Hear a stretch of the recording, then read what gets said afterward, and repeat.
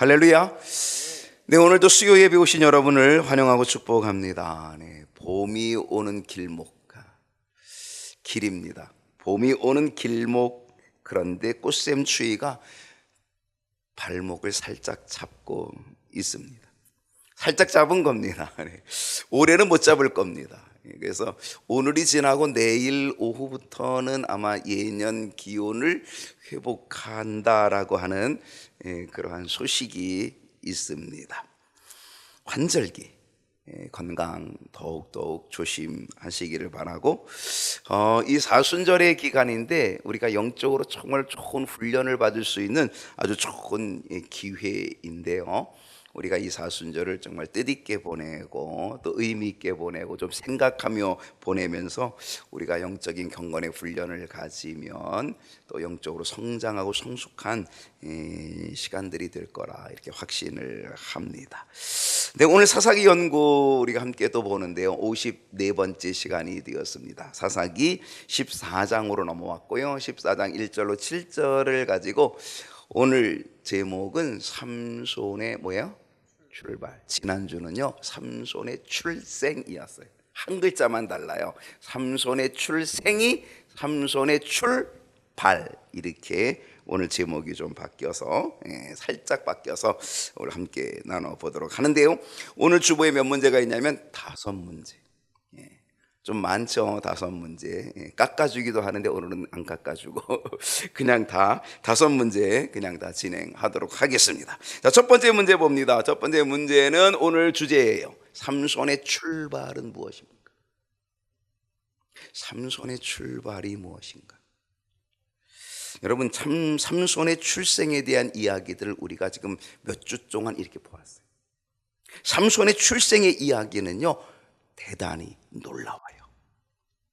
어느 누가 출생하고 어느 누가 태어나는데 이렇게 자세하게 또 이렇게 놀랍게 이런 기적을 보여주고 이러한 하나님의 사자가 나타나는 이런 예언 속에, 말씀 속에, 선포 속에, 이야, 이렇게 된 사람이 어디 있겠어요? 나와보라 그래봐요. 별로 없어요. 진짜 삼손의 출생은요, 기가 막힌 거라고요. 기가 막힌 거. 불임의 가정에 하나님의 사자가 나타나. 아들이 잉태되어질 거다, 아들이 태어날 거다라고 하는 예고를 줘요. 그리고 그 일에 대한 확신을 주기 위하여 하나님의 사자가 몇 번이나, 2번씩이나 거듭해서 나타나요. 그리고 다시 한번 또 알려줘요. 그리고 그 태어날 아이가 어떤 아이가 된다? 나실인. 태어날 때부터 거룩한 나실인이 된다. 이렇게 되어지는 거예요. 마노아가 예물을 드리죠. 그 예물을 드리는 중에 기적이 일어납니다. 그 예물을 드릴 때 그 예물이 얹어져 있는 그 바위에 불이 붙어요. 그리고 그 예물을 태워버려요. 그리고 그 불꽃이 하늘로 올라가는데 그 하늘로 올라가는 불꽃에 하나님의 사자도 같이 승천하여 올라가는 놀라운 기적도 일어나요. 여러분, 이 삼손의 출생에 대한 예고편을 보면요, 이야, 도대체 누가 태어나는 거야? 예수님이 태어난다라고 할 때 물론 가브리엘 천사가 나타나서 마리아에게, 요셉에게 뭐 이렇게 이야기해주고 그러긴 했지만요, 그렇게 현란하진 않았다는 거죠. 그렇게 요란스럽게 하지도 않았다는 거죠. 근데 이건 무지무지하게 요란스러운 일이죠. 이 놀라운 예고편 속에 출생한 사람이 누구다? 삼손이라고 하는 거예요. 그것도 거룩한 나실인으로서 출생할 것을 예고했다라고 하는 거예요. 근데요, 참 놀라운 것은요, 아니, 안타깝고 아쉬운 것은 삼손의 출발이에요. 이 멋진 예고편 속에 하나님의 사자가 2번씩이나 나타나고 그런 이 멋진 예고편 속에 막 기적이 나타나는 이 예고편 속에, 그런데 이 삼손의 출발은 너무 안타까운 거예요. 어떤 출발이었을까요? 오늘 14장 1절에 보면 삼손의 출발이 이랬어요. 다 같이 읽어봅시다. 시작. 삼손이 딥나에 내려가서 거기서 블레셋 사람의 딸들 중에서 한 여자를 보고. 삼손의 출발은요, 뭐예요? 한 여자를 보는 것으로 출발해요. 이렇게 멋진 출발이 어디 있겠어요? 하나님의 사자가 2번씩이나 나타나고 이런 기적들을 보여주고, 특별히 나시린으로서 거룩한 자로서 태어날 아이, 그렇게 태어난 이 삼손. 그런데 그의 출발은 한 여자를 보는 것, 여기 출발이에요. 그리고 그 여자에게 빠져버리는 것, 그것이 출발이었다. 그것도 유대 여자였어요? 아니었어요. 이방 여인이었어요. 블레셋 사람의 딸 중에서였다는 사실이죠.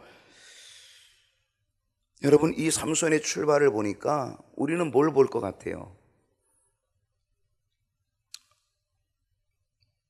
싹을 보면 뭐가, 싹수가 뭐 노랗다. 싹을 보면 뭐 안다, 이런 것처럼 오늘 이 삼손의 출발을 보니까 삼손의 마지막도 알겠구나, 삼손의 마지막도 예견되어지는 것은 아닐까라고 하는 것이 보여지는 거죠. 어쩌면 이 사사기를 기록하는 이 사사기 저자가 아마 삼손의 마지막, 이거를 이미 삼손의 출발과 이렇게 같이 연결해서 지금 보여주고 있는 것은 아닐까 하는 생각을 해보는 거예요. 2절을 보십시다. 올라와서 자기 부모에게 말하여 이르되 내가 딥나에서 블레셋 사람의 딸들 중에서 한 여자를 보았사오니, 내가 한 여자를 보았는데 아주 그 여자에게 내가 쏙 빠졌습니다. 그러니 그를 맞이하여 내 아내로 삼게 하소서. 자기 부모에게 내가 빠진 그 블레셋 여인을 아내로 맞이하게 해달라고, 부모에게 결혼하게 해달라고 요청을 하고 있습니다. 그 당시는요, 신부를 데려오려면요, 신부 집에다가 결혼 지참금을 줘야 되는 거예요. 신부 몸값을 주는 거죠. 그래서 데려오는 거예요. 근데 삼손이 돈이 없어요. 그러니까 부모에게 돈 달라 이거죠. 돈 좀 내달라 이거죠. 그래서 이 여인을 데려올 수 있도록 결혼 지참금, 돈 좀 그 집에 돈 던져주고 이 여자 데려오겠습니다. 바로 이런 얘기죠. 근데 여러분, 삼손의 결혼이 부모에게 기쁨이 될 수 있었나요? 될 수 있을까요? 될 수 없었다는 거예요. 왜냐하면 하나님께서는 이방인과의 결혼을 금하셨어요. 여러분, 왜 하나님이 이방인과의 결혼을 왜 금했을까요? 금한 이유가 뭐예요? 이방인들은 이상하게 생겼나요? 이방인의 여자들은 못생겼나요? 이쁘지가 않나요? 매력이 없나요? 그래서 이방인 여자들과 결혼하지 말라고 그렇게 말하는 건가요? 뭐 때문이에요? 우상숭배예요.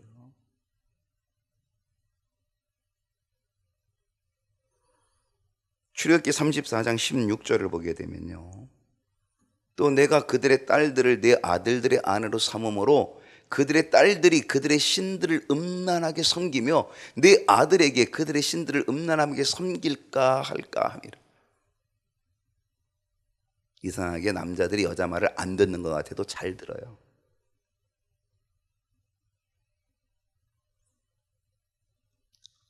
믿는 남자가 믿지 않는 여자를 교회에 데려오는 게 어쩌면 더 어려울 수 있어요. 근데 믿는 여자가 믿지 않는 남자를 교회에 데려오는 게 더 쉬울 수도 있어요. 왜냐면요, 남자들은 여자 말을 안 듣는 것 같지만 듣는다는 거죠. 그만큼 여성의 말은 아주 중요해요. 역할이 중요해요. 특히 그 집에서의 역할, 더더욱 유대인들에게서는 여성의 역할은 대단한 거예요. 모든 교육이 다 여성에게, 어머니에게서 나오거든요.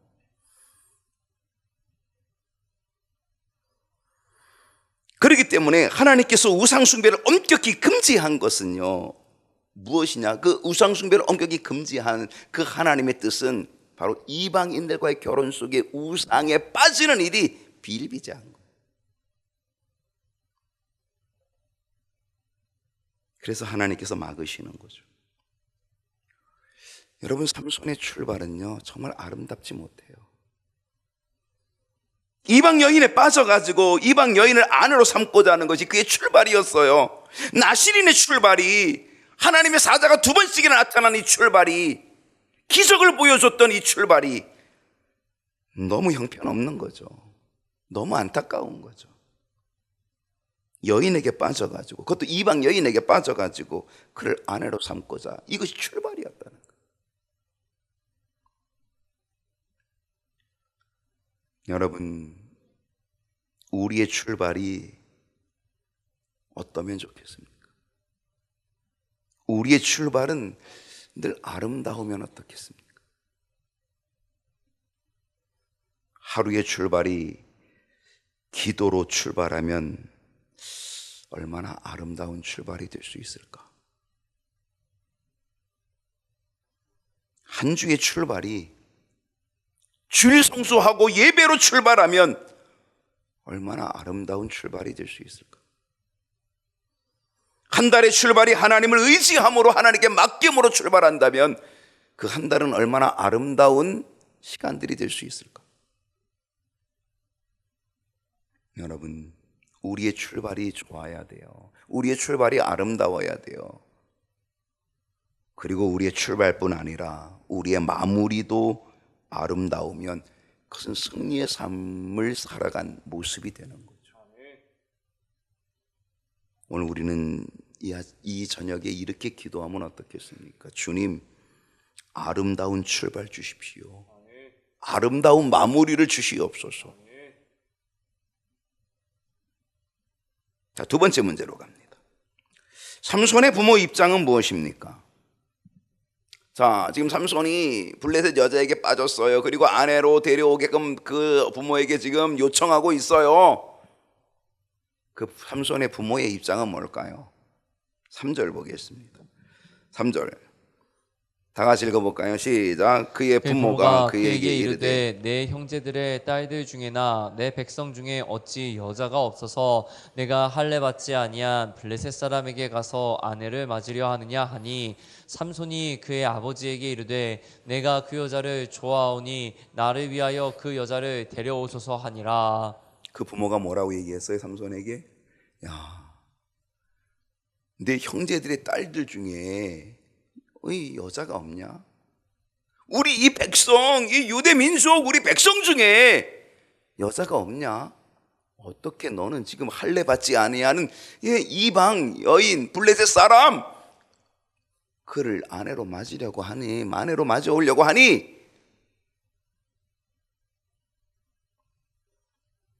삼손의 부모의 입장은 뭐예요? 반대예요. 왜 그래요? 왜 반대하는 거예요? 그게 하나님의 뜻이 아닌 거거든. 하나님은 이방인과의 결혼을 금하셨던 거죠. 여러분, 믿음의 조상이 누구죠? 아브라함. 아브라함의 아들이 누구예요? 이삭이죠. 이삭의 아내가 누구예요?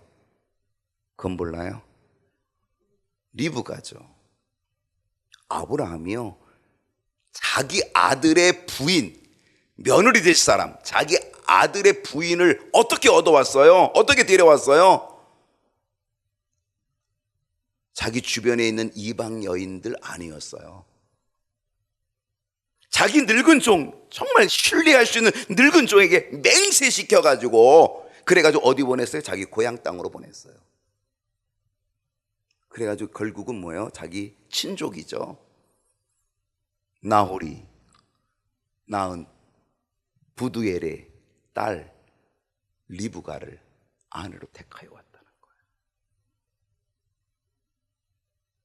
그게 믿음의 조상이죠. 아브라함의 모습이죠.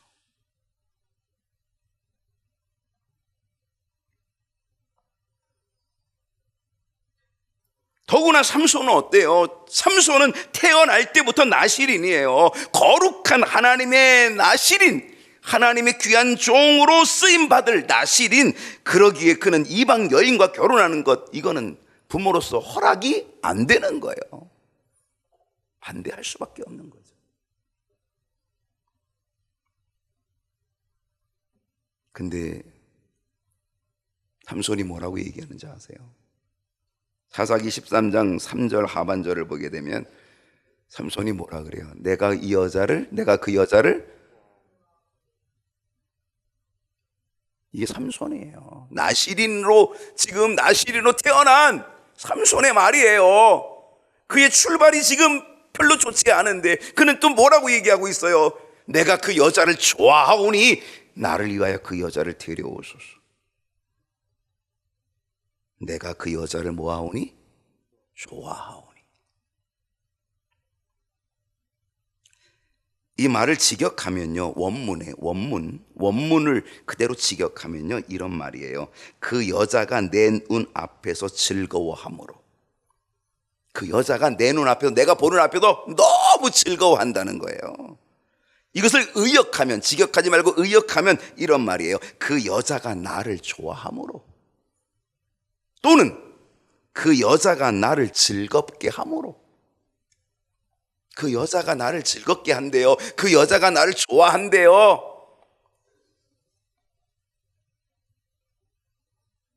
우리는 이 삼손의 말로 보아서, 내가 그 여자를 좋아하오니 라고 하는 이 말로 보아서 삼손은 그 여인의 신앙에 대해서는 전혀 관심이 없어요. 삼손은 오직 뭐에 관심이 있어요? 여인의 외모에만 관심이 있는 거예요. 신앙에 관심이 없어요. 그 여인의 외모에만 매료되어서, 그래서 안목의 정욕, 육신의 정욕에만 치우쳐 있었던 거죠. 우리는 이 삼손의 이 결혼을 통하여서, 이 결혼에 되어지는 이 결혼 이야기를 통하여서 여기서 우리에게 깨닫게 하는 어떤 깨달음이 있어요. 그것이 뭐냐면, 결혼은 하나님의 기뻐하심이 되어야 된다. 결혼은 하나님의 기뻐하심이 되어야 된다.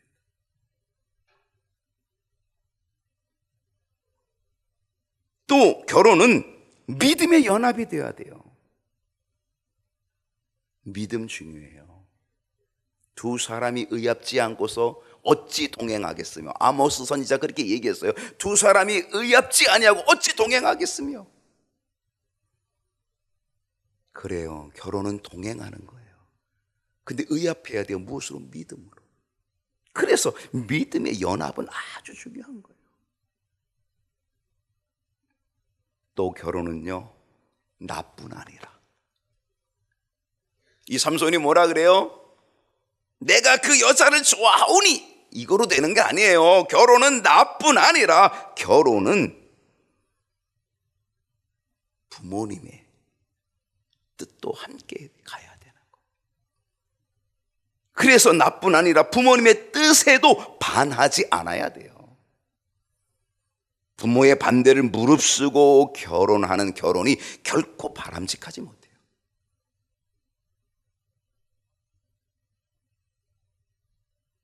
양가의 부모가 기쁘게 허락하고, 그래야 축복된 결혼 이식이 되고,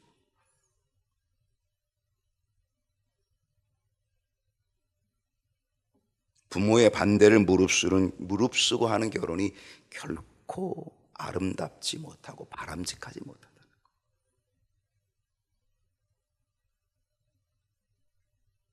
자, 세 번째로 갑니다. 삼손의 의도는 무엇입니까? 삼손의 의도 4절을 봅니다. 4절 다 같이 한번 읽어볼까요? 그때 시작. 그때에 블레셋 사람이 이스라엘을 다스린 까닭에 삼손이 틈을 타서 블레셋 사람을 치려 함이었으나 그의 부모는 이 일이 여호와께로부터 나온 것인 줄은 알지 못하였더라. 이 4절은요, 우리가 좀 주의 깊게 볼 필요가 있어요. 오늘 이 14장 4절의 이 내용은요, 우리가 잘 생각해 봐야 될 거예요.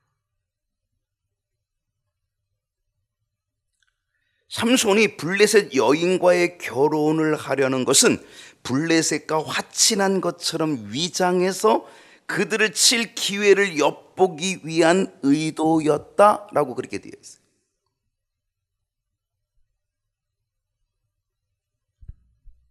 지금 지금 이스라엘 백성들은 어떤 처지입니까? 블레셋의 압제를 받고 있어요. 블레셋으로부터 고통을 당하고 있어요. 그래서 삼손이 이 블레셋을 치기 위해서, 그래서 삼손이 지금 블레셋 여자에게 접근한 거고, 블레셋 여자에게 접근해가지고 결국 이걸 빌미로 해가지고 그래서 블레셋을 칠 명분을 쌓아가려고 한다. 이게 삼손의 의도다, 이렇게 기록하고 있다는 거죠. 여러분, 그렇다면 삼손의 의도가 괜찮은 겁니까? 이 삼손의 의도가 하나님께 기쁨이 될 수 있을까?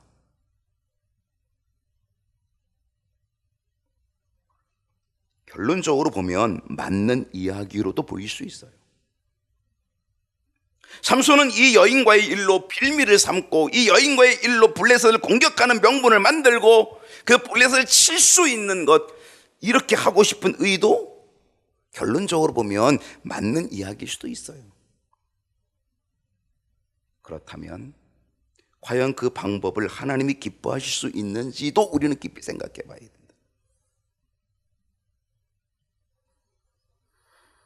목적이 수단을 정당화할 수는 없다는 거예요. 목적이 좋으면 수단이 좋아야 돼요.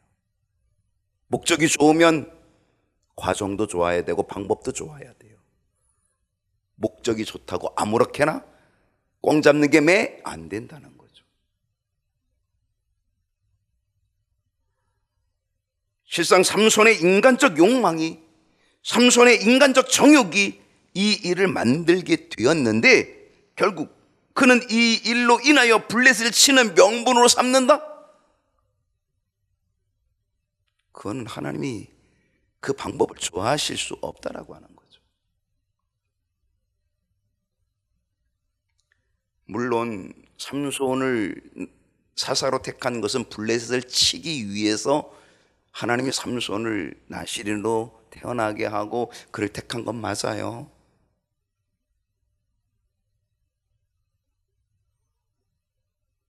그러나 그 방법도, 블레셋을 치는 방법도 하나님의 방법이어야죠. 그렇다면 하나님께 물어야죠.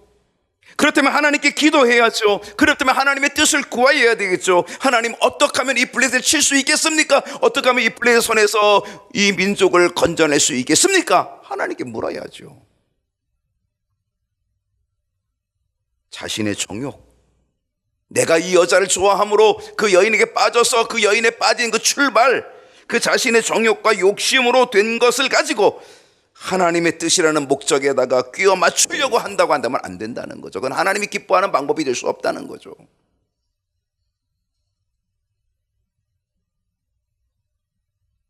그럼에도 불구하고 하나님은 이 인간의 나약함, 인간의 어리석음, 인간의 욕심, 인간의 정욕까지도 하나님은 활용하신다는 것. 그래서 하나님의 뜻을 이루어 가신다는 거죠.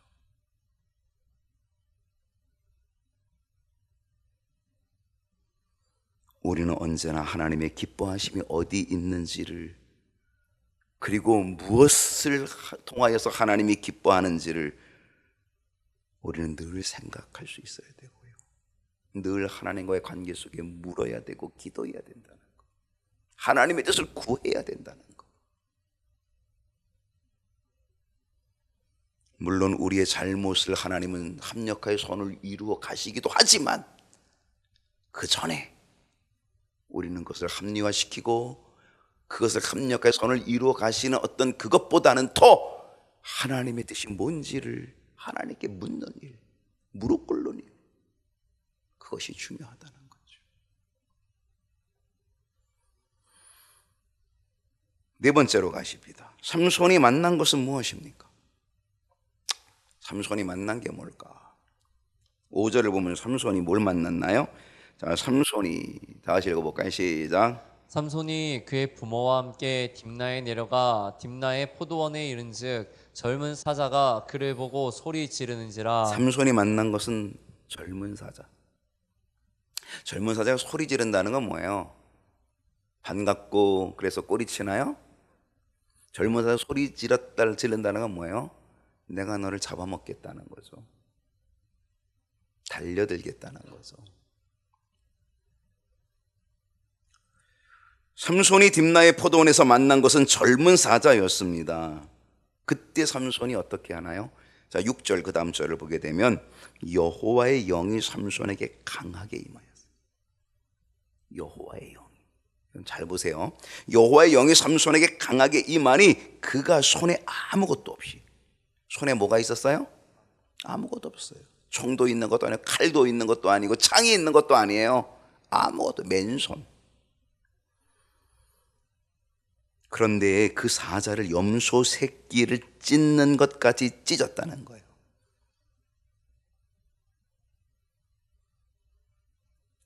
삼손은요, 젊은 사자를 만났어요. 젊은 사자는요, 힘이 있어요. 늙은 사자도 아니에요. 젊은 사자. 여러분, 만약에 우리가 길거리에서 사자를 만나면요, 우리는 어때요? 와, 뭐 어찌할 바를 모르겠죠. 두려워 떨어서 머리가 쭈삣쭈삣 쓰고 막 등골이 오싹하고 난리가 나겠죠. 그런데 삼손은 손에 아무것도 없는데, 맨손인데 그 사자를 염소 새끼 찢는 것 같이 찢었다는 거죠. 여러분, 삼손이 이렇게 할 수 있었던 이유가 뭐예요? 그 젊은 사자를, 힘 있는 사자를 염소 새끼 찢듯이 찢었다는 것, 이렇게 할 수 있었던 것은 뭐예요? 뭐 때문에 할 수 있었던 거예요? 여호와의 영이 삼손에게 강하게 임하였기 때문에.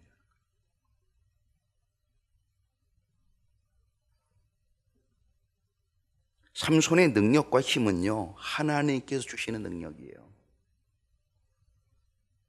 그렇기 때문에 그것을 결코 자랑할 수 없는 거예요. 그 능력은 다 하나님의 것이 되기 때문에 자랑할 수 없다는 거죠. 여러분 어떤 능력이 있으십니까? 돈이 많은 능력이 있으십니까? 그 돈도 하나님의 것입니다. 건강의 능력이 있으셔서 열심히 봉사하고 헌신하십니까? 그것도 하나님의 능력입니다.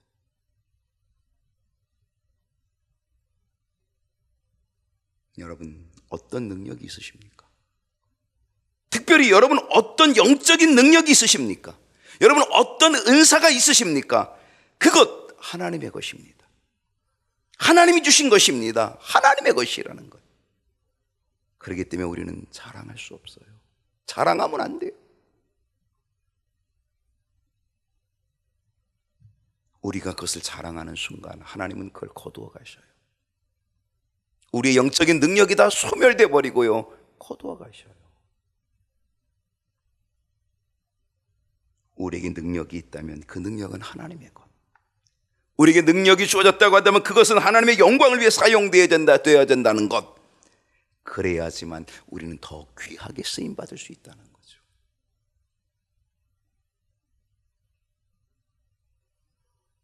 오늘 이 말씀에서 우리는 또 다른 영적인 교훈 하나를 얻어낼 수 있어요. 그것이 뭐냐면,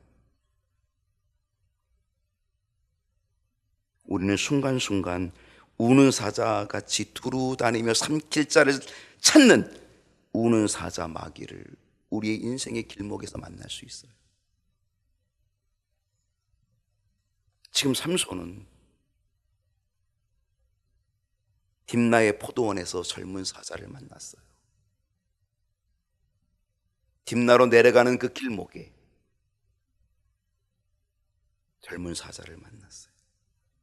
우리는 인생길, 우리들의 인생길을 걸어가는 그 길목에서 우리는요, 얼마든지 우리를 향하여 달려들고 있는 우는 사자와 같은 마귀를 만날 수 있어요. 베드로전서 5장 8절을 보게 되면요, 근신하라 깨어라 너희 대적 마귀가 우는 사자같이. 우는 사자, 지금 삼손을 향하여 지금 부르짖고 있는 그 젊은 사자같이, 지금 우는 사자같이 두루 다니며 삼킬 자를 찾고 있는 우는 사자. 우리는 우리의 인생의 길목에, 우리의 신앙의 길목에서 얼마든지 이 마귀를, 우는 사자와 같은 마귀를 만날 수 있다는 거죠.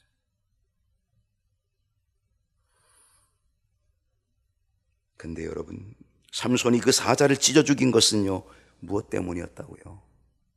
여호와의 영이 강하게 임하였기 때문이에요. 맨손이었어요. 그러나 여호와의 영이 강하게 임함으로 인하여서 그 사자를 염소 새끼 찢듯 찢어서 죽였다는 거예요.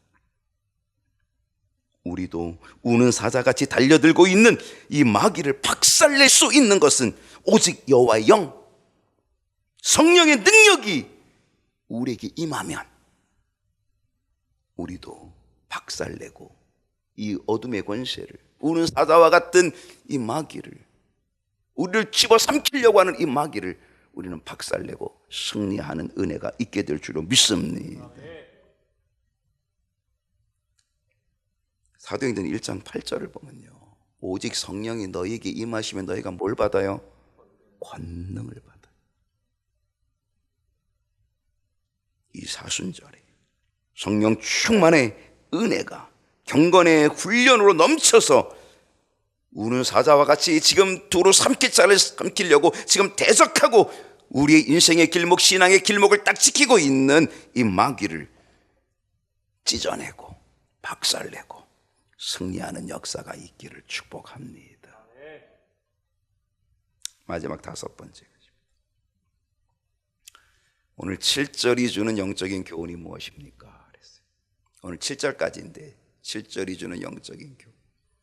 여러분 7절을 읽어보면요, 여기서 무슨 영적인 교훈이 있을까 할 정도예요. 자, 7절 한번 읽어보겠습니다. 7절 다 같이 한번 읽어요. 시작. 그가 내려가서 그 여자와 말하니 그 여자가 삼손의 눈에 들었더라. 여러분 이 7절을 읽으면서 여러분은 어떤 생각이 들어요? 뭘 읽는 것 같아요 지금? 네? 연애 소설을 읽는 것 같죠, 그죠? 예? 멜로드라마. 그가 내려갔어, 삼손이 내려가서 그 여자를 만났어. 그 여자를 만났어요. 내가 그 여자를 좋아하오니, 삼손이 좋아하는 여자를 만났어요. 그리고 그 여자가 그 삼손의 눈에 들어서 그와 함께 말하고, 그러면서 눈에 들었어요. 마치 연애 소설과 같은 이 이야기 속에서 어떤 영적인 교훈을 만들어낼 수 있을까, 발견할 수 있을까? 삼손은 딥나로 내려갑니다. 그리고 블레셋 여인을 사랑하여서 그 사랑에 빠집니다. 그리고 그 여자에게 말하였습니다. 그리고 아름다운 사랑의 교제를 나누었습니다. 여러분, 사랑의 교제는 어때요? 시간 가는 줄 모릅니다. 여러분, 사랑의 교제는 시간 가는 줄 몰라요. 시간이 너무 짧아요. 두 사람의 아름다운 사랑의 나눔의 교제, 얼마나 시간이 짧을까요? 여러분, 예배 시간이 길어요, 짧아요? 솔직하게 얘기해 보세요. 예배 시간이 길어요, 짧아요? 여러분이 하나님과 정말 교제하면 짧아질 거예요.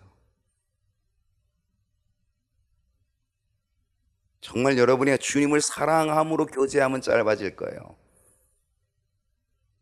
예배가 주님을 만나는 시간이 되지 못하고, 예배가 주님을 사랑하는 시간이 되지 못하고, 예배가 주님과 교제하는 시간이 되지 못하면 그 예배는 지겨울 거예요.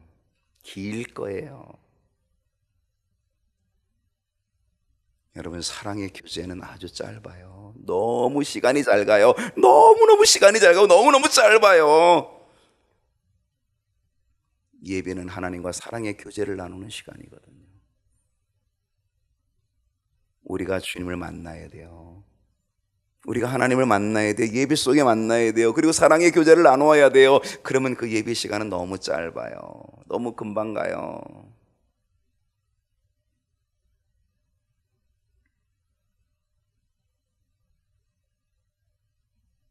삼손은 딥나로 내려갔어요. 우리는 어디로 가면 좋을까요? 어디로 가면 좋겠어요?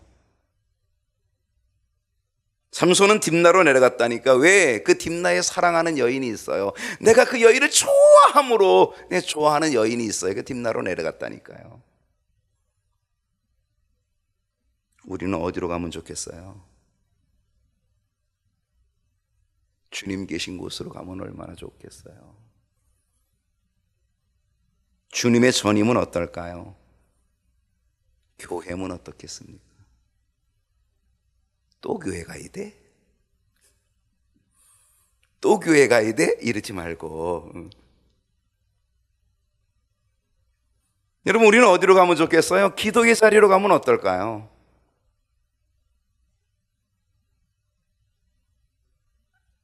삼손은 그 여인이 있는 곳으로 갔거든요. 자기가 좋아하는 여인이 있는 곳으로 갔거든요. 여러분, 하나님을 좋아하셔야 돼요. 우리 주님 좋아하셔야 돼요. 그래서 좋아하시는 곳, 주님의 전에 있어야 되고 기도의 자리에 있어야 돼요.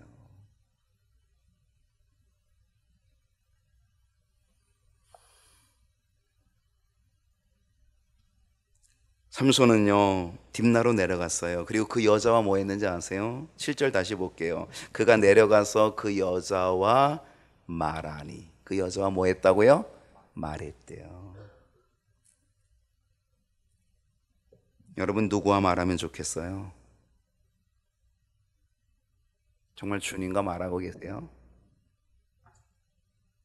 그 주님과 말하는 게 기도겠죠. 주님이면 어떻겠어요? 여러분이 말하는 그 대상이 주님이면 어떻겠어요?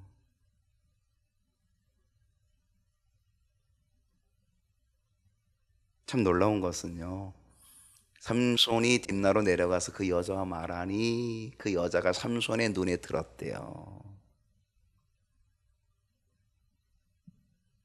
이 사순절에 주님을 만나기 위해 주님의 전에 오고 주님과 대화하는 시간을 가지면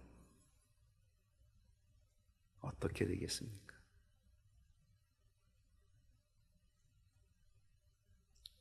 그 여자가 삼손의 눈에 들었던 것처럼 우리는 주님의 눈에 들지 않을까요? 주님께서 기쁘게 여겨주시는 주님의 눈에 들기만 하면 그건 놀라운 은혜가 되지 않겠습니까? 사순절입니다. 주님과 깊은 만남의 시간이 되고 주님과 깊은 사랑의 교제가 가득한 시간이 되고 그래서 주님의 눈에 쏙 드는 저와 여러분 될 수 있기를 축복합니다.